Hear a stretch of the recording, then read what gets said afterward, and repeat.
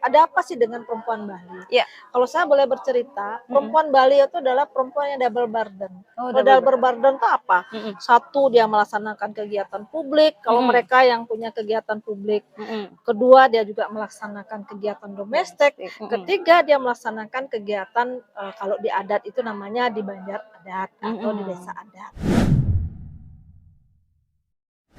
Halo teman-teman Bali Sruti, di sebelah saya sudah ada Ibu Prof. Ana Agung Istri Aryatu Dewi SHMH. Permasalahan apa sih yang dihadapi oleh perempuan adat Bali? Ini sebenarnya saya udah lama nih menyoroti, ada apa sih dengan perempuan Bali? Iya. Kalau saya boleh bercerita, perempuan Bali itu adalah perempuan yang double burden. Oh, Kalau double burden itu apa? Mhm. Satu, dia melaksanakan kegiatan publik, kalau Mhm. mereka yang punya kegiatan publik. Mhm. Kedua, dia juga melaksanakan kegiatan domestik. Mhm. Ketiga, dia melaksanakan kegiatan kalau di adat itu namanya di banjar adat atau di desa adat. Iya. Ya. Nah, tiga hal ini menjadi poin saya nih sebenarnya apa yang harus dilakukan dong oleh perempuan Bali itu. Ya. Apakah mereka mendapatkan apa ya? Kalau kita bilang itu kesulitan atau kesusahan atau kekerasan dalam konteks dia melakukan sebagai seorang wanita gitu ya. Kan itu penting menjadi pusat perhatian kita. Ya. Contoh misalnya sebagai pekerja publik, Ya. dia tidak saja mungkin sebagai pemimpin gitu ya, memimpin suatu perusahaan, sebuah lembaga gitu ya. Dia juga harus dia melakukan kegiatan rumah tangganya.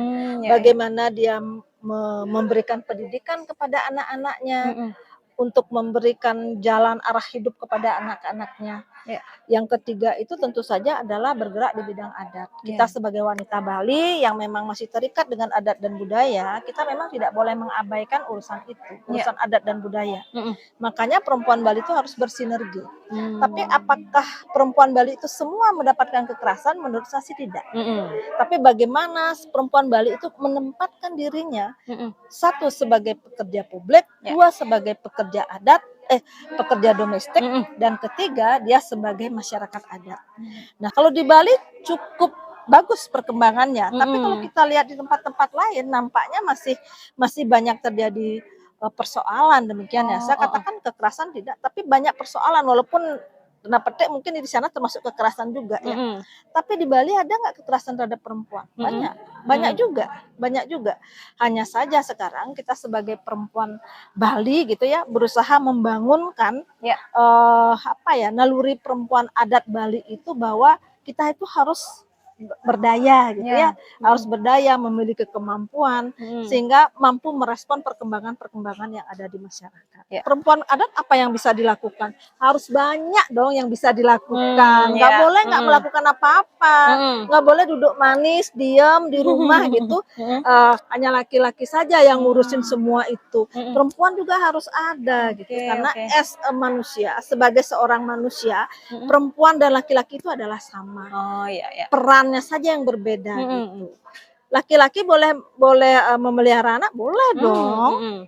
Boleh perempuan boleh manjat tebing, boleh dong. Nah, hal-hal yang begitu harus kita berikan pemahaman terutama kepada perempuan adat. Persoalannya adalah di desa adat itu ya memang kita adalah sering mengenal patriarki mengenal patriarki, kekuasaan laki-laki itu lebih dominan daripada perempuan. Dan di satu sisi kita menganut patrilineal. Patrilineal itu adalah menarik garis keturunan laki-laki, berarti laki-laki adalah lebih memiliki nilai utama daripada perempuan. Kita tidak menampik itu, tidak menampik persoalan prinsip itu. Tetapi ayo ajak perempuan adat itu untuk berbicara bersama, partisipasi aktif di dalam melakukan berbagai macam kegiatan di bidang adat. Itu yang kita harapkan dalam konteks pemberdayaan terhadap perempuan adat. Kenapa partisipasi ini penting? Apakah selama ini partisipasi perempuan adat di Bali ini masih kurang, Bu Prof? Masih kurang. Betul. Itu yang menjadi kendala sebenarnya. Partisipasi perempuan itu masih kurang. Tugas kita sebagai perempuan adat, salah satunya saya sebagai perempuan adat, memberikan. Tadi kan juga menyinggung kalau perempuan adat di Bali ini kayak agak kekerasan itu tidak terlalu, begitu ya? Nah, tapi kalaupun mengalami kekerasan itu kekerasan macam apa aja sih yang biasanya dihadapi oleh perempuan adat di Bali? Kalau kita berbicara kekerasan Ya, berarti kita berbicara tidak bisa berbicara umum ya, ya berbicara betul. kasuistis. Heeh. Contoh misalnya KDRT itu ada Hmm. juga pada perempuan adat Hmm. Bali. Pelecehan seksual pun ada pada Ya, ya. perempuan adat Bali, ada semua. Tetapi Oke. kan kita berbicara kasuistis. Ya. Kalau saya berbicara kan global. Dalam Hmm. konteks global, semua itu sudah mendapat naungan daripada desa adat. Ya, Hmm. walaupun tidak semua urusan perempuan itu bisa di apa namanya ya, Mhm. dilindungi secara apa ya, secara kuat gitu Ya. ya, dalam konteks adat Bali itu. Tetapi menurut saya kasus-kasus ini menjadi poin penting Ya. untuk bisa kita akomodir, untuk bisa kita ambil apa yang harus dilakukan oleh desa adat itu sendiri Ya. kalau melihat kasus-kasus persoalan seperti itu. Oh, oke, desa adatnya berarti harus bisa mengakomodir. Itu yang terpenting. Paling tidak masuk di dalam aweg-aweg bagaimana pemberdayaan perempuan. Kalau urusan pelindungan anak kan sudah ada aweg-awegnya. Oh, iya, iya, Bahwa iya. seluruh desa adat di Bali itu sudah memiliki aweg-aweg tentang perlindungan anak. Nah, apa yang harus dilakukan oleh perempuan adat di Bali ke depannya terkait dengan kondisi yang dialami? Karena tadi kan partisipasi masih kurang, kekerasan pun sebenarnya masih ada gitu. Sebagai seorang perempuan kan Ya, memang benar-benar perlu menyadarkan perempuan itu betul sendiri. sekali. Di samping itu perlu menyadarkan laki-laki itu sendiri. Iya, Kan betul. begitu ya.